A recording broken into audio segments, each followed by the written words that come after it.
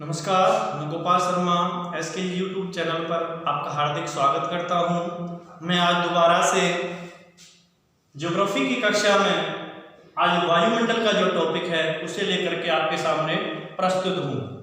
वायुमंडल किसे कहते हैं कि पृथ्वी के चारों ओर विभिन्न गैसों का फैला हुआ जो आवरण है, उस फैले हुए आवरण को ही हम वायुमंडल कहते हैं। ठीक है, वायुमंडल पृथ्वी इस वायुमंडल की आवश्यकता क्यों है? चाहे जीव है, जंतु है, पेड़ पौधे पक्षी जो भी हैं, इन सभी को श्वास लेने में इसकी जरूरत होती है। किसी वनस्पति है उसको विकसित होने में भी वायु की आवश्यकता होती है।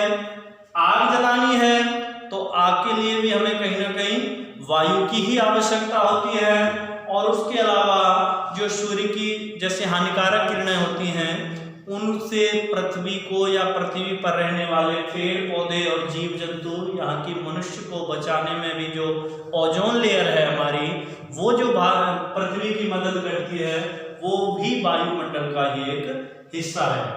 और इस वायुमंडल को हम मुख्य रूप से 5 भागों में बांटते हैं। कितने भागों में? 5 भागों में बांटेंगे। नंबर 1 शोभ मंडल, नंबर 2 संताप मंडल, नंबर 3 मध्य मंडल, नंबर 4 बाह्य मंडल, नंबर 5 बहिर्मंडल।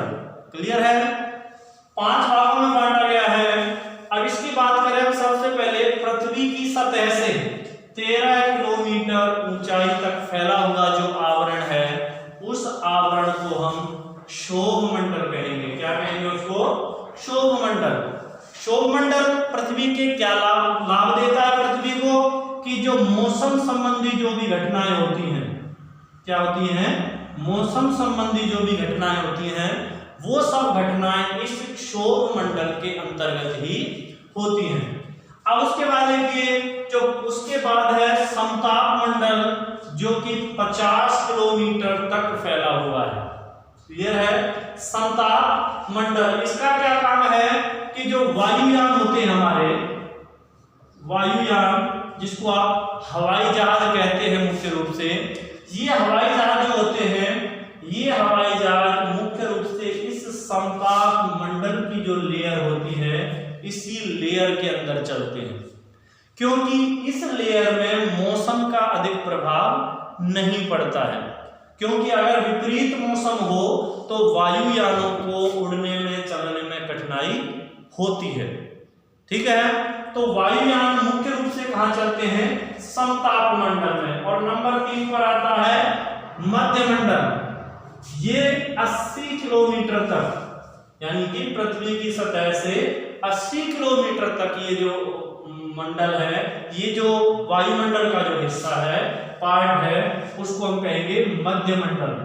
अब ये देखिए, मध्य मंडल का पृथ्वी को क्या लाभ है कि मध्य मंडल क्या लाभ है इसका कि मध्य मंडल का जो हमारा वायुमंडल में जो गैसें होती हैं, वो हानिकारक जो हमारी पृथ्वी इस ब्रह्मांड में भ्रमण कर रही है, हमारी पृथ्वी जो इस ब्रह्मांड में भ्रमण कर रही है, तो इसके जैसे और भी बहुत सारे पिंड हैं।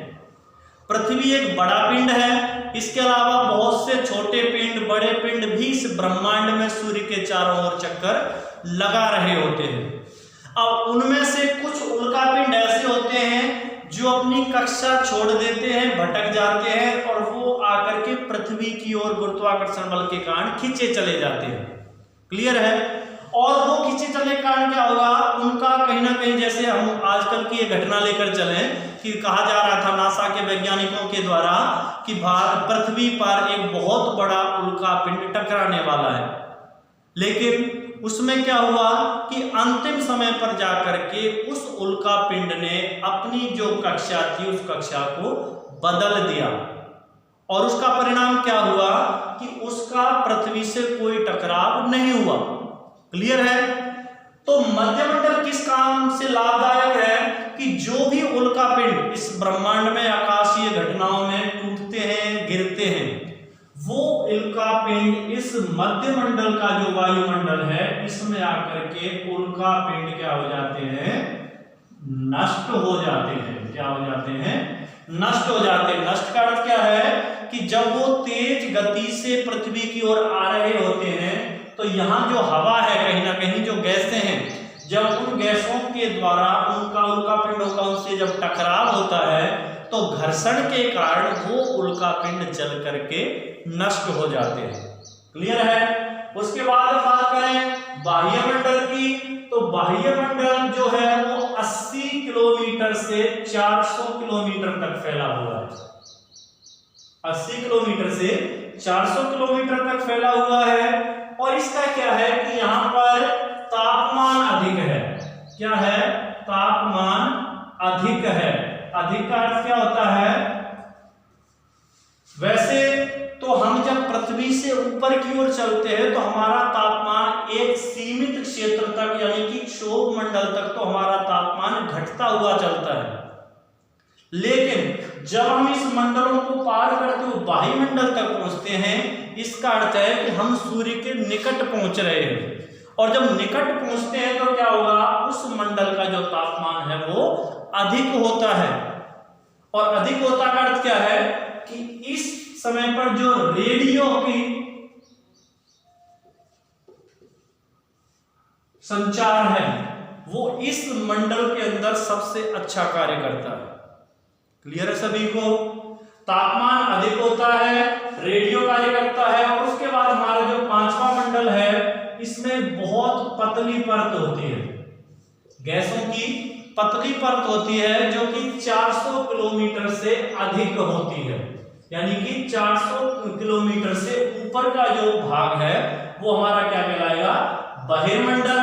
ये पतली परत होती है और इसमें मुख्य रूप से इन मंडलों में, ये जो हमारे पास 4 मंडल थे, इन मंडलों में बहुत भारी गैसें भी होती हैं। भारी गैसें कौन सी होती हैं? बहुत सारी हैं। ठीक है, तो उन गैसों का तो आवरण जो है वो नीचे की ओर रहता है पृथ्वी की। लेकिन जो हल्की गैसें हैं वो हल्की गैसें मुख्य रूप से ऊपर पाई जाती है। जिनमें क्या है? हाइड्रोजन है,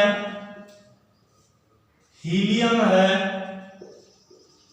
आदि जो गैसें हैं वो मुख्य रूप से बहिर्मंडल में पाई जाती हैं। क्लियर है? अब कहें गैसों की पार, तो बेटा पृथ्वी पर इस वायुमंडल में बहुत सी गैसें हैं, जिसमें से मुख्य रूप से अगर 2 गैसों का हम नाम लें तो 78% के लगभग तो क्या है? हमारी नाइट्रोजन है और लगभग 21% के आसपास ऑक्सीजन है।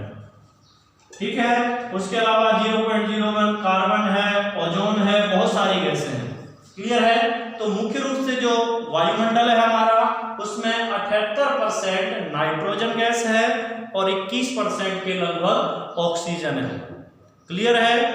आशा करता हूं कि आप लोगों को ये वायुमंडल का जो टॉपिक है आसानी से समझ में आया होगा।